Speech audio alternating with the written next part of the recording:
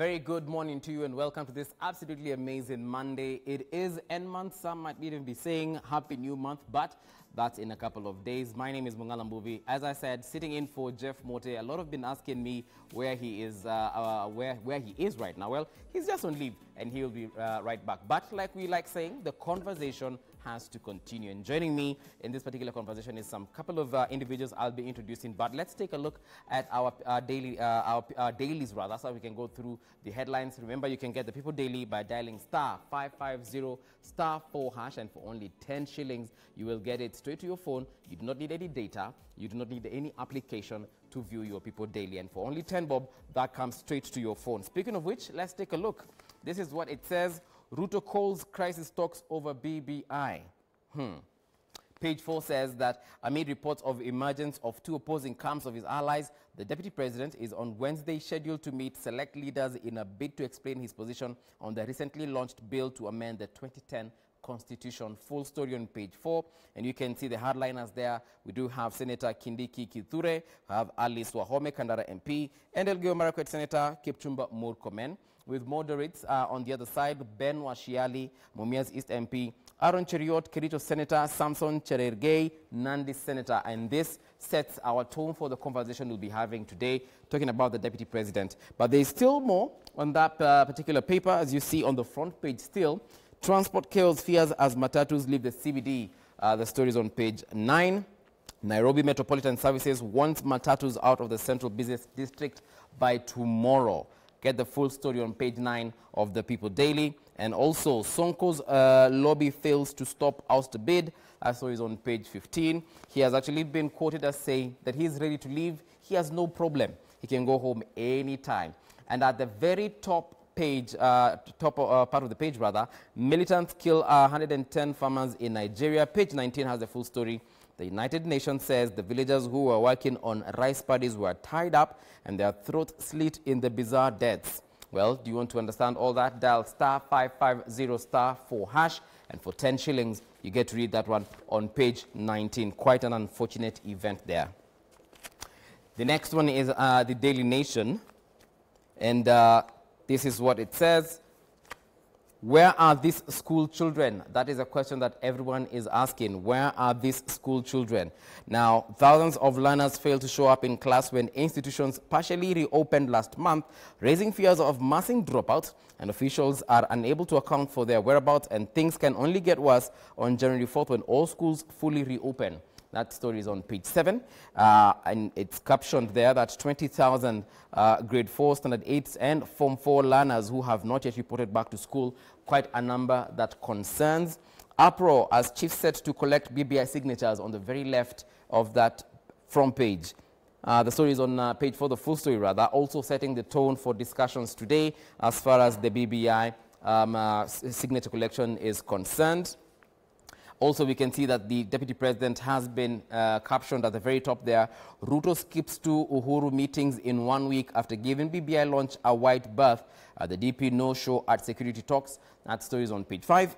And on page 52, Tyson draws in his comeback bout and says he will fight more. All right, still on the front page, at the very bottom there, the floating bridge, which is a reprieve for ferry users, as new bridge to be ready in weeks. That story is on page 14. Quite something to read about as far as the coastal area is concerned. Let's take a look at the Standard newspaper. And the headline says, why Ruto is cornered.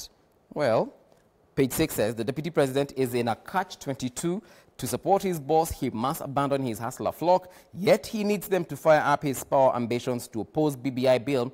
After publicly praising some clauses is like throwing the baby out with the bathwater. To sit on the fence is a hallmark of cowardice for a man who loves a good fight. The full story is on page 6. Still on the front page, where's our cash for COVID desks? The carpenters are asking, and it says that Education Ministry is in a spot after delaying to pay carpenters contracted to make desks and chairs for public schools under the 1.9 billion COVID-19 mitigation project. A couple of weeks back, we did host the CAS, Zach Kinothia, and he said the money is available and all they need to do is ask for it. Well, clearly, they've been asking for it for a while, and it's not forthcoming.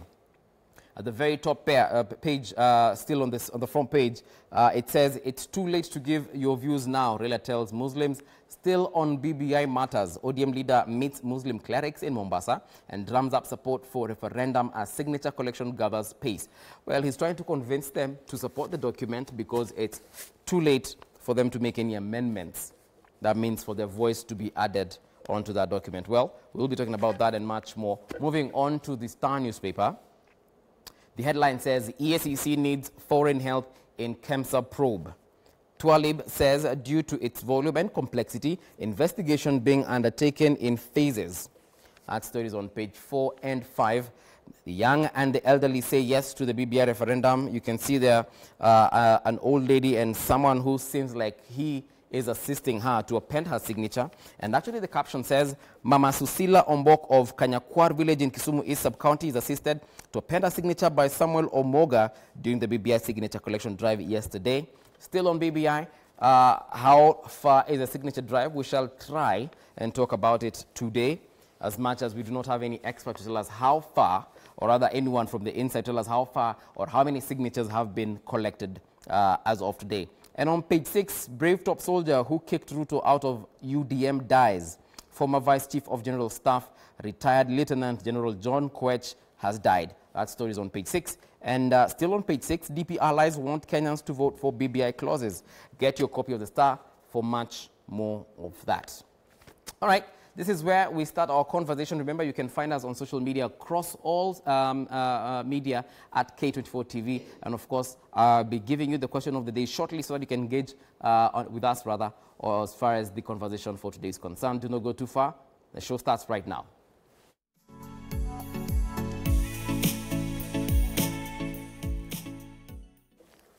All right, and welcome back. My name is Mungala Mbuvi, and allow me to introduce my panelists. Starting with the ladies first, of course, we do have Gloria Oroba. Welcome to the show. Asante sana. We also have Charles Munyui, governance consultant. Thank you very much. Karibu tena sana. Asante. And joining us all the way via Skype is Mark Bichache, a communications strategist. Mark, habari asubuhi. Salama Salmini. Thank you for having me. All right, we want to talk about Ruto's BBI U-turn, as we'd like to call it. Sections of the media have called it a tactical retreat. But Mark, let me just start with you. Is this a retreat? Is it a surrender? Or is it the Deputy President just throwing individuals to, you know, confusion, as some of his political allies and opponents have said? Well, no. He's strategic. You must understand that Ruto finds himself between the devil and the deep blue sea, and this is what I mean. Number one, he has consistently opposed the BBI from the beginning. But unfortunately for him, or fortunately for him, depends on how you look at it, his questions and the issues that he raised at Bomas have since been addressed. And therefore, he finds himself at a position that a lot of his support base expects him to oppose BBI because they just want him to oppose BBI. There's no real reason behind it. Just a lot of conjecture, misinformation, and propaganda, and in fact, flat-out lies.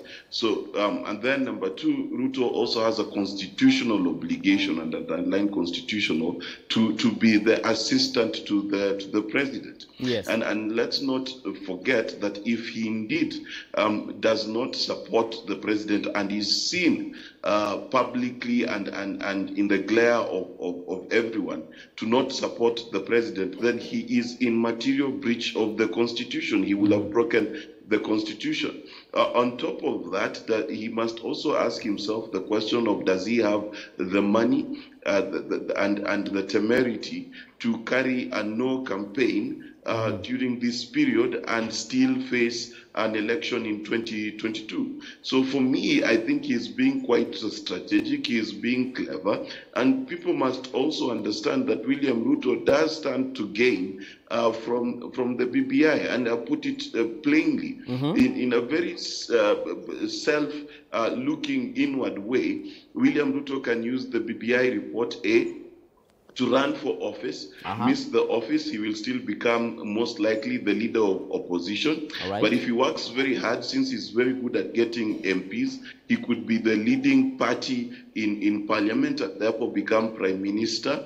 If that is not the case, then he can win the 50% plus one and become president. There is no one who stands to gain more from that structure of leadership than William Ruto. So I do not expect that just to please his support base, he will oppose something that puts him in material danger of actually going against the constitution. Then he will start facing impeachment motions in parliament. And then why would you oppose something that is beneficial to you after you've declared that it is good for your wheelbarrow nation? You know, so wheelbarrow nation is happy, he is happy. Why would you oppose it? Okay, thank you very much for that one. And probably at this juncture, we should ask you the question of the day so you can get engaging with us, get those sentiments coming through early. And here it is. Now, with the latest BBI intrigues, what do you think of the Deputy President new stand? What do you think of the particular position that he has taken, considering not so long ago he was definitely against it? Find us on Facebook, Twitter, and of course right there on your screen is our WhatsApp number. And Gloria, this is where I'll bring you in, because Mark has said the DP stands to gain the most as far as this report is concerned, or rather the bill is concerned. Do you agree with him? I don't think this has anything to do with his personal interests. And actually, a lot of people don't understand why William Ruto's politics appeals to young people. It's the fact that he is an issue-based politician. Remember, at Bomas, he actually stood up and raised the question about IEBC. And he talked about, he gave an analogy of football, you know. If I will use football, you know, does it really make sense that the teams are the ones that are choosing the referee and stuff like that? And these issues were actually addressed, you know. So now the IEBC commissioners are actually not being appointed from the two leading parties. And the president is also not involved in that. So that was addressed. He also raised the issue of the National Police Service. And you can see that BBI was very quick to run in there and change that very last minute. When you talk about the Senate, he raised the issues about how are you taking women to a Senate that has actually been rendered sort of, you know, powerless. And those issues were addressed, same as the women. So for me, I think, and this is actually the reason, if you ask me at this moment, which politician appeals to me, this is, I always say, if someone is actually pegged on the issues, the issues that he raised have been addressed, or at least there is a conversation that appears to look as if, you know, okay, we are pushing for these things because we do understand that, you know, a lot of people are actually interested in ensuring that our judiciary is independent, ensuring that our police service is independent.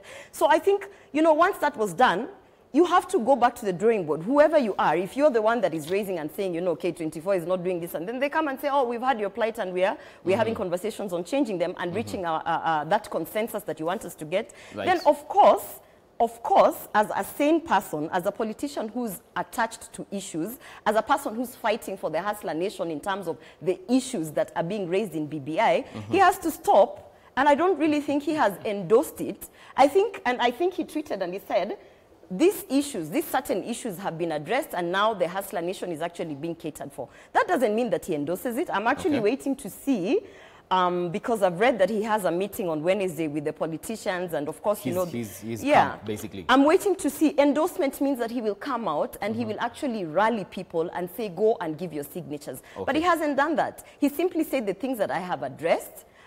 There's a conversation being had about that. And I do believe that they're still pushing for a consensus document. Because also remember, Bichachi is talking about, he's being strategic. He doesn't want to go for a referendum because he doesn't have money. I don't think it's about money. I don't think that being pushed into a referendum, you know, this is about, if someone comes to the table and decides, this is the game I want to play. I have arranged the game. These are my players. This is my referee. Why would I just freely participate and say, okay, I'm going to come into your game. I didn't know how you put it together. So it's the strategy here is this is not an initiative that was mine. Okay. Remember, the handshake was Raila Odinga and Uhuru Kenyatta. Yeah. He was not a part of it. So, of course, he's not eager to participate in an initiative that was not necessarily his agenda. All right. So it's not about money, because if you ask me, he has a lot of supporters. He has Akina Mudhama, he has a lot of political heavyweights who can decide if we are going to push for a no campaign. And it's easy because he has the muscle, and the civil society is already, like all cards, if he wants to go no, be sure it's not about money. He has the resources, he has the goodwill, the civil society is against him. We now have the Katiba Protect, Katiba guys, Akina Jerotich and Martha Karua. I mean, if William Ruto today stands and says, we are going to oppose this thing, by no chance that thing will not pass. Charles, yes. You know, Mark has just told us that, you know, the deputy president has a constitutional obligation to support the president. Yes. Is this then a state project as far as the BBI is concerned? The bill itself, is it a state project that, you know, the deputy president must, you know, go the president way, or does he still have his own voice going forward? Because it looks like it's a U-turn. It's like he's supporting it as much as he hasn't come out clearly. William Ruto has a right to make a decision on whether he supports or does not support. I think what he has to contend with again is the consequences. And I think Ruto is a classic example of someone who eats his cake and expects to have it in the same form. You know, it's on record that out of the 7 steering committee members, he provided 3, and he never denied that particular position. So when Gloria says that, my sister here says that Ruto was not informed, was not aware of what was going on in as far as BBI is concerned, the process. And remember, that is where it all started. That was a task force. The task force started all these things, and the task force was given by the president and gazetted as such, and a mandate given. So when you are forming a task force and you provide membership to the task force, and the president provides 3 names, you provide 3, you provide 4, you provide 3, Raila Odinga provides 7, then you are part of the process from the word go. You might not have shaken hands, the 3 of you, because I don't know what that would be, but he was, like he has rightfully said, he's the principal assistant to the president. Right. But he has a constituency, and that's why I want to believe the president found it necessary to involve him from the word go. So we must dispel this particular aspect that Ruto was not part of this process. He has been part of this process from day one. Unless he stands up and says publicly what the president said at Bomas, I did not provide those names. He has not done it. Now, having said that, remember, he has demarcated this whole process from day one. And I think it's becoming, and like my sister has said, even Uhuru and Raila have their own issues they would have wanted. But when you form a task force and you tell it, go out to the whole country, it's no longer about you. It's no longer about how you know what you know how to do what. It is about the country contributing to this debate and bringing issues that you might not necessarily agree with. So is this a state project? Let me get there. I want to build on that because I would not want Gloria here to be all over me, because I know that's where she's going. What I'm trying to say is this. The fact that people contributed to this, said things that were captured in a document that Ruto himself supported at Bomas at one time, the so-called BBI 1. And Kenyans must appreciate that BBI 1 informed what we have up to today, because we've been building on that. So the moment he did that and supported that, and then he actually raised issues, specific issues like my brother has said, Bomas, that needed addressing, and they were addressed. But then he picks just one issue out of the whole document, especially the bill. Forget about the other aspects of administrative issue, policy issues. The bill, because now I think everything has zeroed down to the amendment to the Constitution bill. He picks just one issue and runs with it and says, now that this is here, we are happy and have a constitutional responsibility to support the president. But he gives in something in there very quickly and says, now what we need is a document where we don't just vote yes or no to a bill. Yet, you liked one issue. There is someone in Mount Kenya region who likes something else in the same document. There is someone, if you are building a country, do you just take yours and run with it and hope that everything else collapses? Yet it was the interest of the other person that this gets into the document and gets approved. I think, to me, he needs to now look at this whole thing and realize that he wants to be the president of the Republic of Kenya. He's the deputy president of the Republic of Kenya. There are some things in there that someone in Kisumu is interested in. And you want to be the president of Kisumu, the residents of this country, all of them. So why don't you appreciate everything now that it is closer to what consensus can be, the closest we can get to a consensus. Help support everything in that document so that we pass it once and for all. And to answer to what you have said, it is started as a task force. It did its work, gave the solutions, provided the solutions. As we speak right now, some of those solutions are being implemented. Now we have owners of this, the proponents of the bill. So to me, it doesn't matter what we call it. What is important is that the president, the deputy president, and His Excellency Raila Odinga are supporting it. And by extension, the supporters of the constituencies that they have are supporting this. Mark, I'll ask you again, is this a state project? Because at some point we're hearing chiefs will also help in collection of the signatures. So does it mean that now this is, you know, government of Kenya project for Kenyans? Well, you know, I am not a lawyer, so I will tread very, very carefully here and give my communication opinion, not my legal opinion. First and foremost, yes, BBI was paid for by taxpayers' money. Number two, BBI is a process that was started by the head of state whose functions include ensuring the unity and patriotic nature of the country. So he has a mandate, a constitutional mandate, to make sure Kenya is a cohesive country.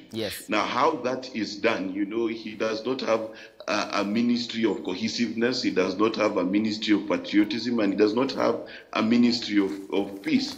Now, how that is expressed, I will leave to the lawyers, and I think Nui there is quite capable of handling that part.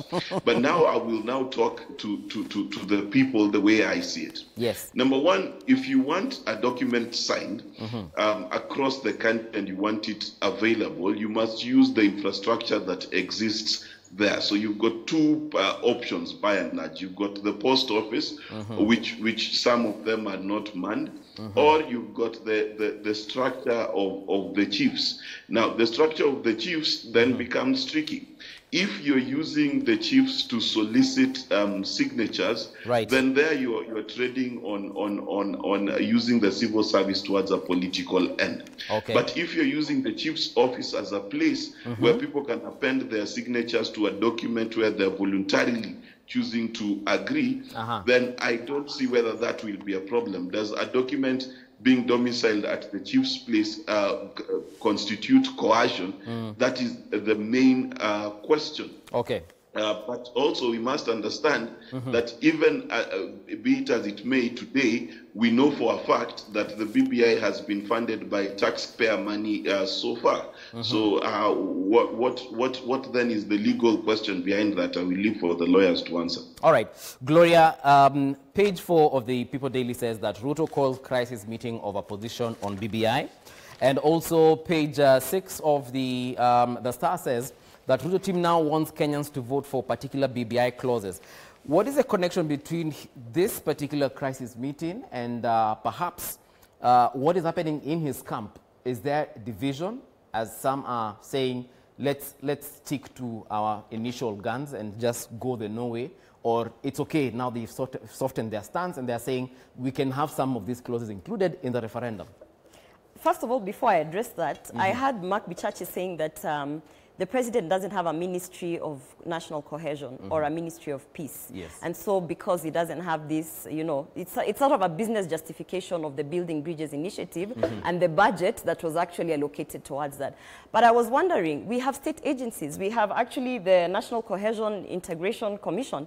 The NCIC. We have a Directorate of National Cohesion and something. And I'm pretty sure if I look at all those state agencies that are there, I'll find 2 or 3. But above and beyond that, we have the Ministry of Arts and Culture. And if you go and look at their mandate and what they're supposed to be doing with culture of this country and the objectives, they still converge to a point. Yes, they converge to the point where we're talking about national cohesion. So there's no, just to make it clear, there's no business justification of this Building Bridges initiative being sponsored by taxpayers' money. Because remember, not all taxpayers actually want to be a part of this process. Okay. You understand? And it's not like it's a service like a Huduma number we're giving to everyone. So there's no really business justification for the monies that they spent on BBI coming from taxpayers' money. So I wanted to just demystify that. Okay. On the question about is there division in the Tanga camp, I believe there is. I believe there's division because I simply believe that the reason why we had the 9-point agenda and how they have addressed the 9-point agenda with different solutions, not everyone will agree to certain things. You know, the pastoralist communities, they've also come out. They've said they want certain things done. They have historical land injustices. They want some of those things addressed in a different way. And then when you go to certain areas like, you know, Mount Kenya, where they're talking about agricultural issues, the tea farmers and the coffee farmers, everyone has their, you know, separate interests. Personally, I was pushing for the youth agenda. Okay. So for me, also, I feel as though this whole BBI it doesn't speak to me. So I think the point where they're trying to say that let everybody vote for, you know, let them append their signature against the amendment that you believe you support. Yes. It's simply to say that there are certain amendments that might actually not gather any signatures. Okay. For instance, if you take the expansion of the executive to the people, if you take that and tell any common Kenyan out here, vote whether you want to have now an expanded executive, this deputy prime ministers, who and who and who, most of these people will vote no, because they understand the implication is that it's going to be heavy on the taxpayer. And actually they understand that if we're going to really push for devolution, then we should be looking at the bottom up. So there are certain amendments that are political, that they only push the interests of the politicians. And if you take those amendments to the people will not participate in that. And I believe that's it's a civil and sane way to look at it. Because if you put for me Amendment 1 to Amendment 25, and you tell me, we are not going to vote yes or no. You are going to vote for the things that you feel this country needs at this point. Wow. Okay. Yeah, then I would probably pick, I would ensure that there's independence on the judiciary. I would ensure that there's independence on the National Police Service. And then I will look at the expanded executive. No. I would look about adding 100 and what MPs. No. I will, you know, there are things that I will push out. Yeah, let's take a short break, but when we return, of course, we'll look at the possibility of that happening as proposed by some individuals. And of course, we are asking you our question of the day. Let us know your thoughts on this. With the latest BBI intrigues, what do you think of DP Ruto's new stand? Let us know. We'll be right back with some of your feedback.